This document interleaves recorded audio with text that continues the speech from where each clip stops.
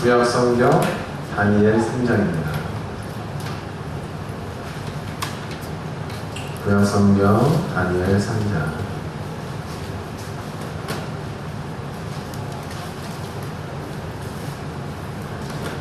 19절로 27절 말씀을 우리 한 목소리로 합독하겠습니다.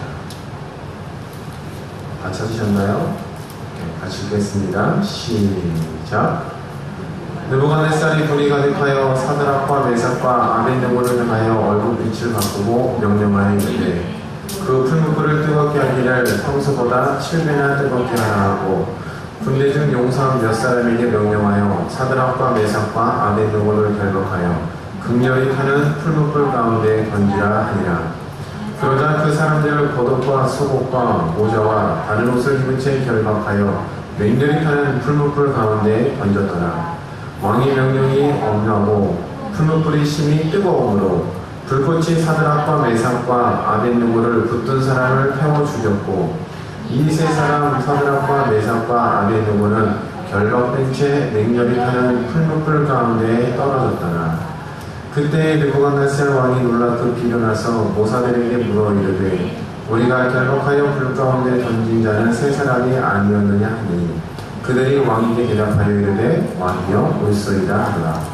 왕이 또 말하여 이르되 내가 보니 결박되지 아니한 네 사람이 불 가운데로 다니는데 상하지도 아니하였고 그 넷째의 모양은 신들의 알과 같더라 하고 느부갓네살이 맹렬히 타는 풀무불 악이 가까이 가서 불러 이르되 지극히 높으신 하나님의 종 사드락 메삭 아벤느고야 나와서 이리로 오라 하매 사드락과 메삭과 아벤느고가 불 가운데서 나온지라.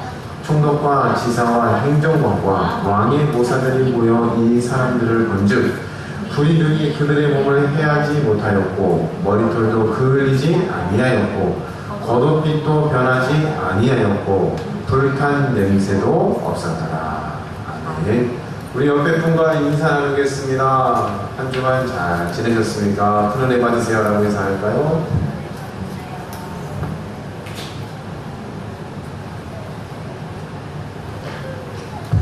좋아요. 정환이가 일본에 갔다 왔대요. 길을 헤매지 않았어요? 조금 혼자 왔대요. 혼자. 부모님께 상의도 안 하고 먼저 티켓 질러놓고 돈 빌려다가 잘 갔다 왔어요. 건강하게. 그 더웠는데 괜찮았어요? 감사해요. 많은 거 보고 느끼셨을 줄 믿습니다. 자, 오늘은 다니엘서 3장 19절로 27절 말씀을 통해 느부갓네살 그리고 새 친구라는 제목을 함께 은혜를 나누고자 합니다. 다니엘서 3장은 여러분들이 수십 번, 수백 번, 아니 수천 번 들어봤을 법한 말씀이기도 합니다. 오늘은 특별히 저는 이 느부갓네살과 새 친구를 좀 비교하고자 해요. 어떻게 비교하고자 하느냐? 먼저 느부갓네살 왕 우리 지난주에 2장 말씀을 살펴봤죠. 2장 말씀을 보니까 느부갓네살 왕이 꿈을 꾸었습니다. 이 꿈을 통해서 하나님께서는 느부갓네살 왕에게 계시를 주신 거죠. 그렇죠. 이 계시인데 비밀을 주신 거죠. 비밀. 은비라는 것이라고 번역되어 있어요. 2장에. 이 비밀을 하나님께서 다니엘을 통해서 계시해 주셨고 이 계시함을 통해서 그들은 나라에 대한 이야기들을 깨달을 수 있었을 뿐만 아니라 마지막 종국적으로 하나님께서 완성하게 될 하나님의 나라, 종말에 이루어질 하나님의 나라. 그래서 이 비밀은 반드시 계시되고 나라와 종말과 관계되어 있다고 설명을 드렸습니다.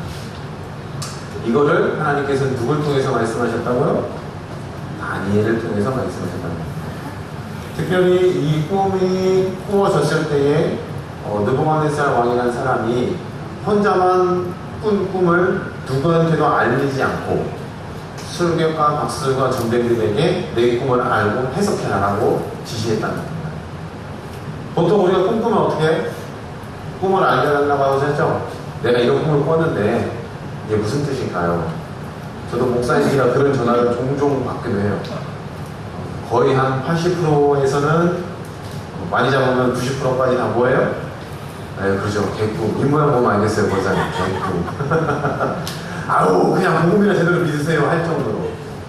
그렇다고 해서 하나님께서도 꿈을 통해서 말씀 안 하시는 건 아니겠죠? 네. 근데 제 개인적인 견해는 거의 한 90% 이상은 하나님께서 기록된 말씀으로 이렇게 말씀하시고, 근데 나머지 한 10% 정도는 사람을 통해서라든지, 환경을 통해서라든지, 본인이 듣는다든지, 생각을 통해서라든지, 그쵸?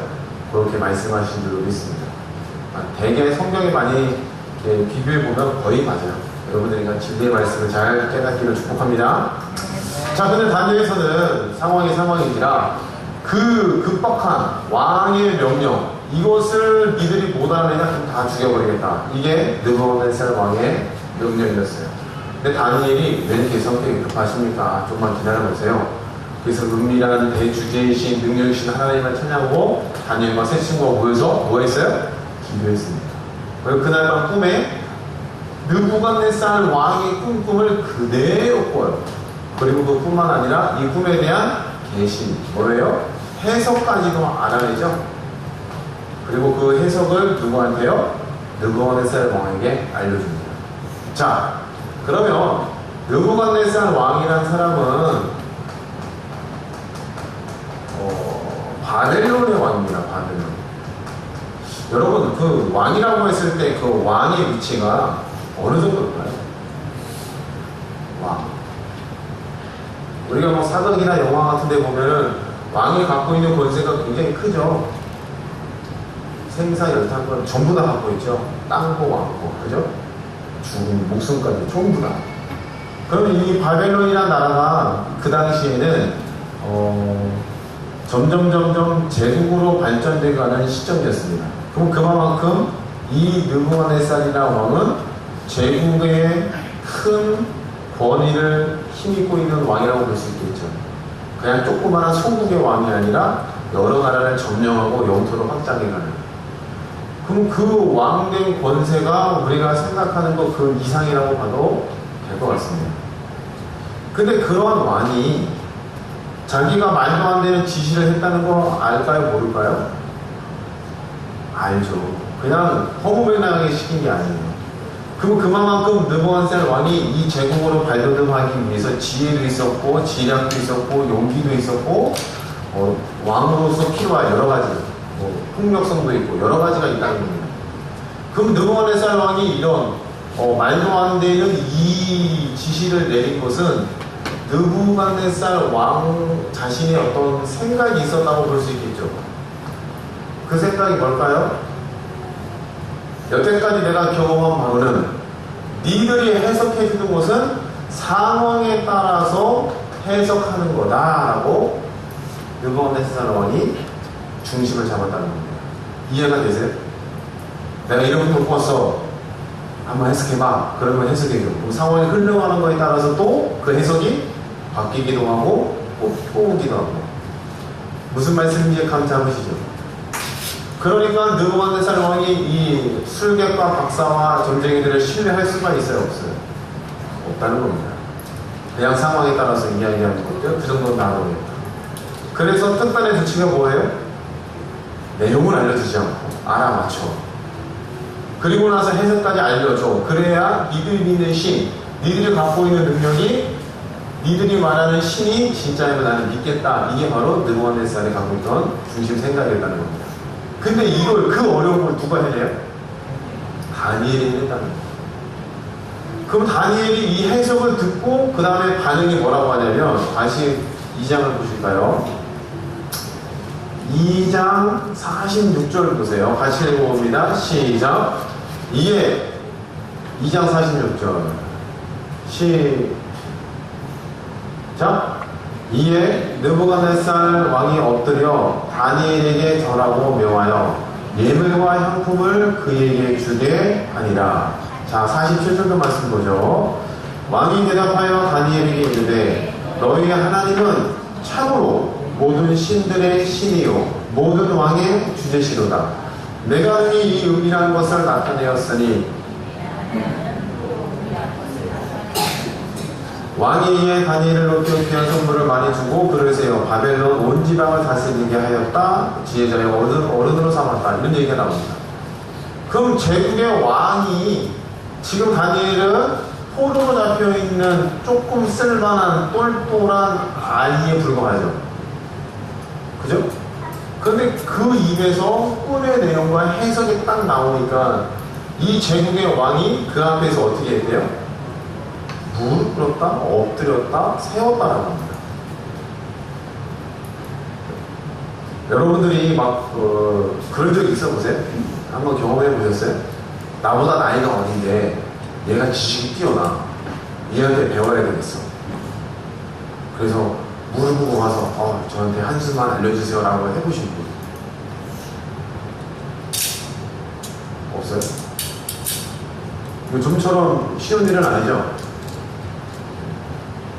저는 무릎까지 꿇진 않았지만 배워본 적은 있어요. 나 좀 알려주세요. 저보다 한 10년 차이 나는데 네, 아무튼 그런 적이 있습니다. 근데 그게 쉽지가 않아요. 왜냐면 머릿속에 쟤가 나보다 어려워 이런 것들이 항상 뿌리 박혀있기 때문에 그 밑에서 배운다, 알려달라고 요구한다, 이거 쉽지가 않은 겁니다. 근데 하물며 누구예요? 어디에? 제국의 왕이에요. 그런데 그 제국의 왕이 이제 조금 미소년처럼 잘생기고 예쁘지 않고 좀 똘똘한 쓸만한 아이가 딱 앞에서 떠드는데 얼마나 귀엽겠어요. 얼마나 이뻤겠어요. 이거 참 당돌하다 막 이런 여러 가지 복잡한 생각을 가지고 쳐다보는데 나오는 말 한마디 한마디가 어때요? 그의 가슴을 때리고 머리를 때리고 그가 여태까지 왕으로 오르기까지 수많은 사람의 경외를 받지만 이런 사람이 있어요? 없어요? 없다는 결론에 이르니까 뭐해요? 없는 겁니다. 그리고 나서 너희의 하나님은 참으로 대단하시다. 은밀한 것을 나타내신 하나님이구나. 그러면서 하나님은 쭉 높이게 됩니다.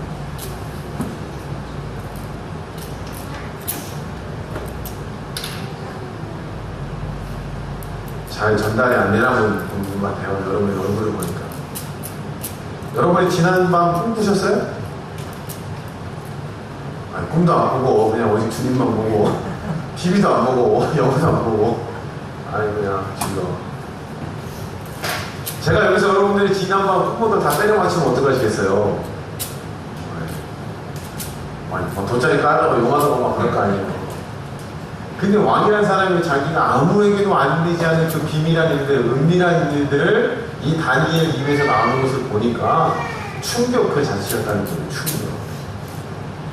그러니 분명 꼭 얘가 했을 일은 없고 그러니까 뭐래요? 하나님이라는 얘기가 나오세요. 네 하나님, 네가 믿는 신, 내가 여태 믿던 신, 내가 따라왔던 신, 나를 제국으로 이끌던 신도 있었고 주변에서 이 신들을 성령 도와주는 술객과 박수와 존재기가 있지만 그 신보다 네가 믿는 신이 참 대단하구나 라고 고백을 했다는 겁니다. 감 잡으셨어요? 이쯤 되면 엎드러질만 하죠? 그죠? 엎드러질만 합니다.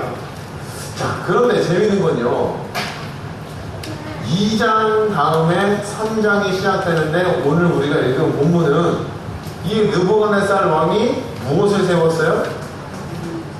금신상을 세우고 이 앞에 절하라, 절하지 아니하면은 풀무불에다 다 집어넣겠다, 이렇게 이야기합니다. 그럼 요 사건이 이루어지는 배경이 뭐냐면 느부갓네살 왕이 지방의 총독과 법을 다스리는 자들, 지도자들을 싹 초청을 해요. 한번 볼게요. 3장 보세요. 3장 2절입니다. 시작.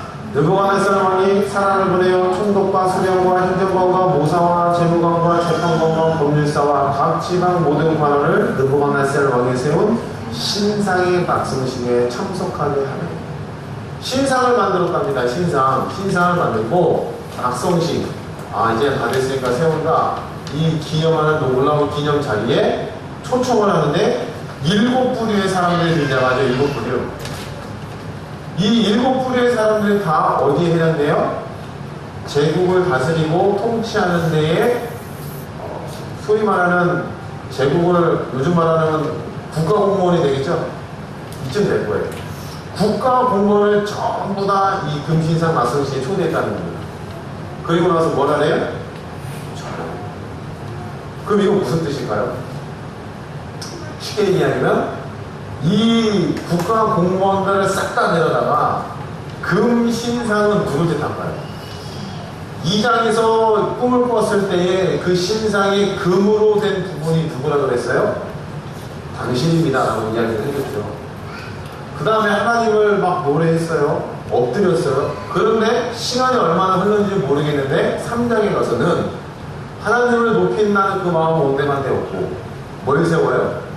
신상. 마치 꿈에서 꾸었던 그 모양처럼 온통 금으로 된 신상을 세워서 지방의 각 지도자들, 두령들, 국가 공무원들을 전부 다 불러다가 뭐 하냐면 충성을 맹세시키고 있다는 겁니다. 여기에 절하면은 너희는 살 것이요 절하지 않으면 죽는다. 곧 누구를 섬겨라? 나를 섬겨라. 이해가 되셨어요? 그런데 여기 누구도 들어가 있어요? 새 친구도 들어가 있어요. 다니엘은 어디가 있을까요?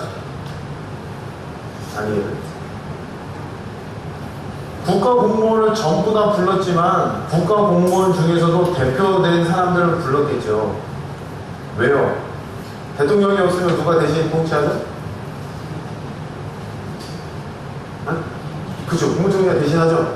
그 이양시키잖아요. 그게 있대요. 저기에 국가원수가 해외 순방 떠나면 그 다음 차기 통치자가 이 사람이다라고 해서 위급 상황, 국가적 위기한 재난이 발생됐을 때 이 사람이 이제 대신 통치하는 것들.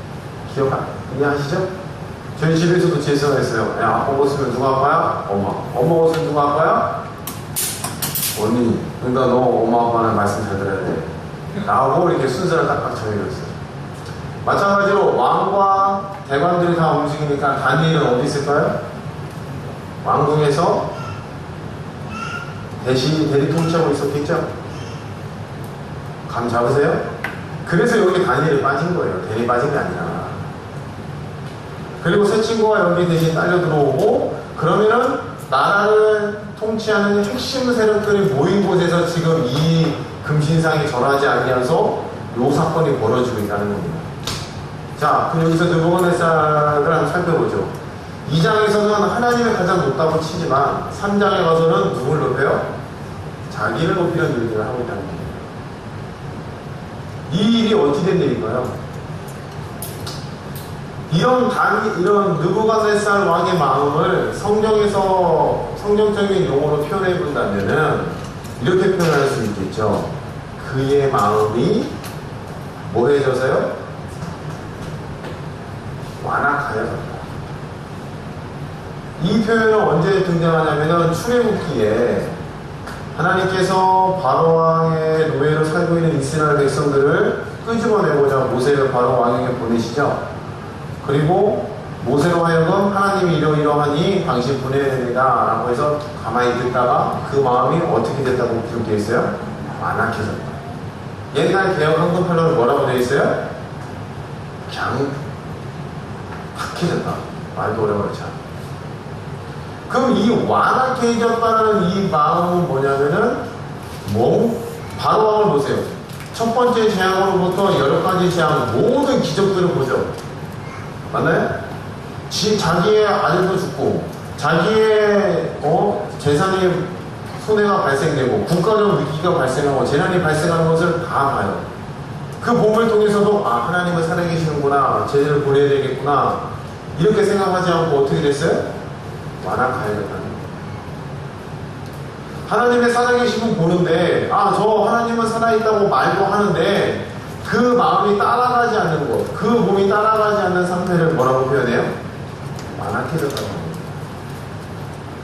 이 완악해졌다는 말이 신약에서도 마태복음, 마가복음, 그 다음에 고린도 전서인가요? 계속 등장해요. 너희는 뭐 하지 말아라? 완악하여지지 말아라. 느부갓네살 왕은 그가 다니엘 앞에서 무릎 꿇을 만한 정말로 하나님의 큰 지혜와 위엄과 은밀한 것들을 알리시는 전능하심을 받는데도 불구하고 3장 가서 뭘 세워요? 금신상을 세우죠. 그럼 결국 그 마음이 어떻게 된 거예요? 완악해졌다는 거예요. 아무리 큰 기적을 본다 한들, 아무리 큰 경험들을 한다 한들, 그가 하나님 앞에 신앙으로 반응하지 못하면은 결국 어떻게 돼요? 완악해져 간다는 거예요. 그가 뭔가 신비한 것을 구하고, 꿈을 구하고, 예언을 구하고, 이런 것들에만 집중되어 있다면, 자칫 잘못하면 우리의 신앙이 못 따라간다? 그럼 어떻게 될 가능성이 커요? 완악해질 수 있는 가능성이 점점 커진다는 겁니다. 우리 하나님께 성도 여러분들은 완악하여지지 않기를 주님으로 축복합니다. 순전한 믿음으로 주님을 쫓기를 바랍니다. 아멘? 자, 근데 이에 반해서 새 친구에는 어떻게 반응할까요? 새 친구. 우리가 잘 알지 새 친구는 느부갓네살은 정반대로 움직이죠. 금신상이 세워졌습니다. 절하지 않으면 죽여버린다는 말씀도 들었습니다. 절하지 않으니까 사람들이 막 송사해요. 왕이시여. 절하지 않으면 다 죽인다고 하지 않았습니까? 근데 이 사드락과 메삭과 아벳느고라는 이 젊은 새 친구가 당돌하게도 절하지 않네요. 얘들을 죽여야 됩니다. 불러다가 묻습니다. 왜 절하지 않냐? 깜빡 잊었니? 다시 한번 악기 소리가 날 때 절해라. 그러면 살려주겠다. 그런데 절해야 안 해요. 그래서 불을 평소보다 몇 배나? 7배나 뜨겁게 해서 이 새 친구를 쳐넣겠다라고 이야기합니다. 실제로 쳐넣어요. 근데 성경에 보니까 이 불에 들어갈 때 얼마나 뜨거웠는지 누가 제일 먼저 죽었어요? 붙들고 있는 사람부터 죽었어요. 그럼 붙들고 있는 그 사람이 모르겠어요. 저는 이 정도 되면 아마 도망갈 것 같아요. 그냥 창도 버리고 얘도 버리고. 그런데 누가 무서웠어요? 왕의 명령이 굉장히 엄하고 무서우니 도망고도 죽고 타주고도 죽고 그냥 죽자. 그 사람의 본능을 거스리는 행위를 이 군 옆에 있던 붙들고 있는 사람의 행위고 있다는 뜻이 되겠죠? 차라리 그냥 타중등에 같이 도망가서 붙잡히면 더 심한 걸 당한다. 왜? 왕이 그만큼 포악하고 무섭다는 겁니다. 근데 이미 타 죽고 있을 때에 새 친구는 타요 안 타요? 안 타더라는 겁니다. 그리고 이 새 친구 입에서 나온 말들이 어때요? 왕이요, 우리는 당신의 말을 따를 필요가 없습니다. 하나님께서 우리를 구원해 주실 겁니다. 그런데 뭐래요? 그렇게 하지 아니하실지라도 우리는 뭘 하지 않겠다고요? 절하지 않겠다고 이야기합니다. 그럼 새 친구가 절하지 않는다는 그 기준을 갖게 된 배경이 뭐였어요? 결국에는 그들이 유대로부터 어릴 때부터 가정에서 하나님의 말씀, 그 율법을 교육받은 그 결과에 따른 행동이었겠죠? 맞습니까? 하나님의 말씀, 10계명 제2계명이 뭐라고 했어요? 무상을 향하여 절하지 말라. 설령 우리가 죽는다 할지라도 우리는 절하지 않겠다는 겁니다. 그럼 이 새 친구의 믿음은요, 자, 새 친구의 믿음을 봅시다. 새 친구의 믿음은 하나님께서 반드시 우리를 구원해 주십니다 라고 믿고 있었나요? 하나님께서 반드시 우리를 이 불구덩이에서 구원해 내실 거야 라고 믿었어요?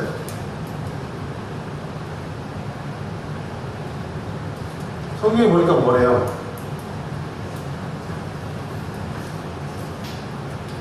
처음부터 우리는 반드시 이 위기 속에서 구원받을 거야 하고 믿고 있었어요? 어때요? 본문의 뉘앙스를 가만히 보면 우리는 왕과의 대화 한번 직접 보죠. 성경을 보죠. 다니엘 3장입니다. 3장 15절부터 보죠. 느부갓네살 왕의 말입니다. 이제라도 너희가 준비하였다가 나팔과 피리와 수금과 삼형금과 양금과 생황과 및 모든 악기 소리들을 들을 때 내가 만든 신상 앞에서 엎드려 절하면 좋거니와 너희가 만일 절하지 아니하면 즉시 너희를 맹렬히 타는 풀무불 가운데서 건져 넣을 것이니 능히 너희를 내 손에서 건져낼 신이 누구이겠느냐 하니 100% 죽는다는 얘기예요. 너희 신이 아무리 대단해도 구원하지 못하겠다는 말입니다. 그렇죠? 그런데 16절 보세요. 같이 읽어봅니다. 시작.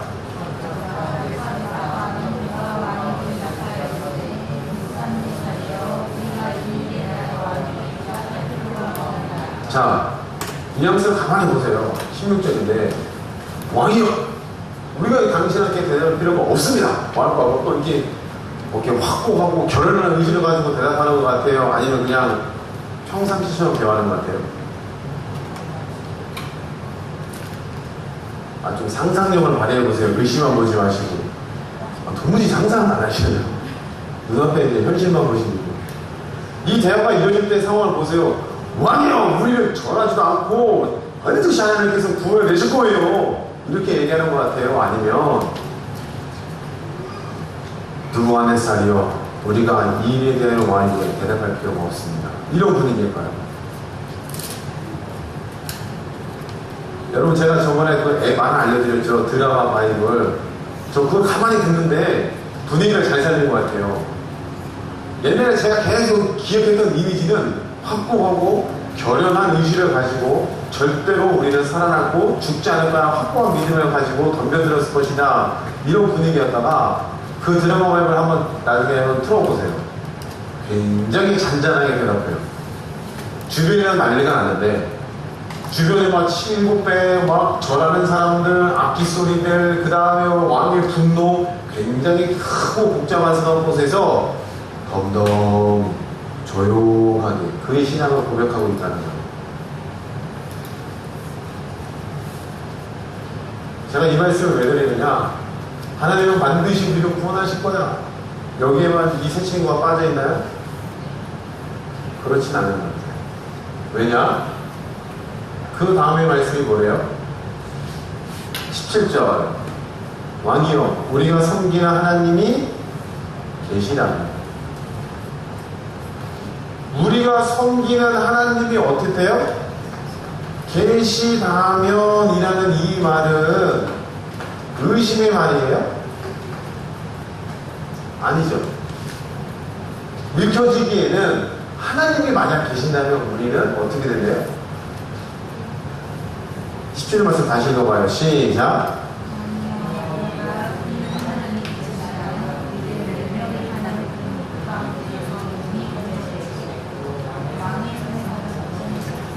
18절 시작.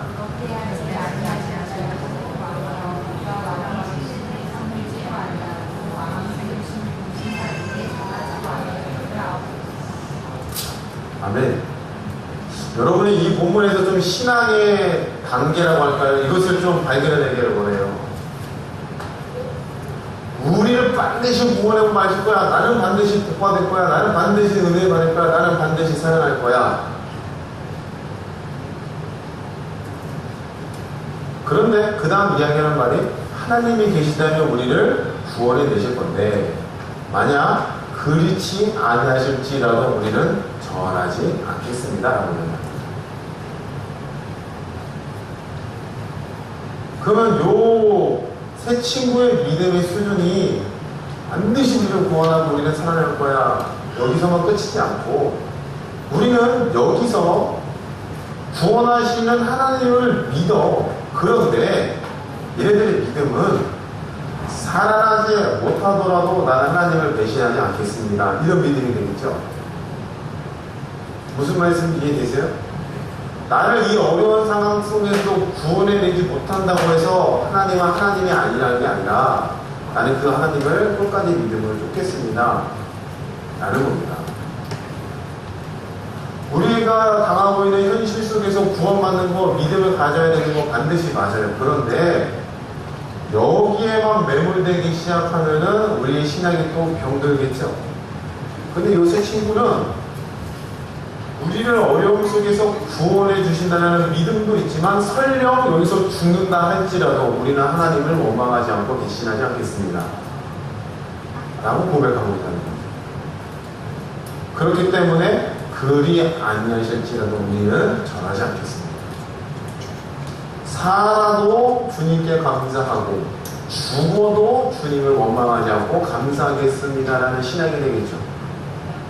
이해가 되세요? 그러면 이 신앙이 단순히 구원받는다 해서 끝이지 않고 자신의 모든 것들을 누구에게 맡겨버린 거예요? 하나님께 맡겨서 살아도 감사, 죽어도 감사, 나는 여전히 완악한 마음으로 주님을 따르지 않겠습니다. 누구처럼요? 느부갓네살. 전 참 신기하게 다니엘서에 여러 가지 기적들이 나와요. 이해할 수 없는 꿈을 해결하고, 그 다음에 다니엘이 환상을 보고 사자굴에 들어가서 살아나고, 풀무불에서 살아납니다. 이쯤 되면은 아마 이 다니엘과 세 친구들은 요즘 말로 표현하면은 어마어마한 돈을 벌었을 법도 해요. 그렇지 않아요? 간증 집회 다니고 하느님 이러시다고 하면서 그죠? 후원도 받고, 내가 이렇게 큰 경험을 했는데 제가 좀 이렇게 선교센터를 짓고 싶어요. 홍보 좀 하세요. 그럼 선교 안 하면 있어요, 없어요? 대부분 할 거예요. 어마어마한 돈을 벌 수 있고 어마어마한 부자가 될 수 있고 높아질 수 있는 그런 사건들을 갖고 있는 사람들인데 이 길로 안 가요. 완악하여지는 길을 버리고 어디로 가요? 믿음의 길, 순종의 길, 섬김의 길을 계속 나아가죠. 할렐루야. 우리를 반드시 구원해 주신다? 맞아요, 구원해 주세요. 그런데 얘네의 신앙은 그렇지 아니할지라도 나는 여기서 죽어도 하나님을 배반하지 않겠습니다. 1장과 2장과 3장을 쭉 읽어가면서 특별히 느부갓네살 왕의 반응과 이 세 친구의 반응이 비교가 되더라고요. 느부갓네살 왕도 제국의 왕으로서 또한 다니엘을 통해서 커다란 이를테면 뭐 체험 아닌 체험을 한 거죠. 이 비밀한 일을 알리시는 하나님이 계시는구나. 그런데 그는 하나님을 쫓는 게 아니라 어떻게 됐어요? 자기를 높이고 우상 세우고 충성을 맹세시키고 그렇지 아니할 경우에는 죽이기까지 하는 자기에게 매몰되어가는 신앙을 보였다면 이 세 친구는 어디로 갑니까? 구원의 믿음을 넘어서서 모든 것을 주님께 맡겨드리는, 아멘. 우리의 신앙의 단계와 수준들이 좀 더욱더 깊어지고 높아져 가기를 축복합니다. 할렐루야. 하나님, 제 상황 속에서 어떠한 일이 벌어지더라도 하나님을 떠나지 않겠습니다. 어떠한 일이 있더라도 하나님을 떠나지 않겠습니다. 살려주시면 감사하고요. 설령 내가 여기서 죽다 하더라도 하나님을 떠나지 않겠습니다. 하나님이 나와 함께 하시는 것 그 하나만으로서는 만족하고 감사합니다. 그 삼위일체 하나님께서 함께 하시는 그 중앙 속에 나를 집어넣으시고 나를 성전 삼으시고 주님의 나를 이끌고 가시는 감사합니다. 이 육신의 연약한 모습 그대로가 아닌 새로운 신령한 몸을 입고 주님 앞에 설 수 있도록 은혜 주신 주님 감사합니다. 오늘 오늘 주님 따를 때 구원해 주신 하나님은 그렇지만 그렇게 하지 않으시는 아니라도 나는 주님을 따르겠습니다. 이게 새 친구의 신앙이 아닐까 생각합니다. 네. 그러니까 여러분들도 구원해 주시고 응답하시고 일하시는 하나님을 놓치지 마시고 또한 거기에만 신앙이 멈춰지는 게 아니라 그 이상의 것들을 주님께 내어드릴 수 있는, 아멘, 그 신앙까지 올라가기를 축복합니다. 저희가 너무 그 응답받고 받는 거에만 익숙해져서 그런지 못 받을 때 내 신앙이 나쁘고 안 될 때 내 신앙이 병들었고 꼭 그렇지만은 않은 것 같아요.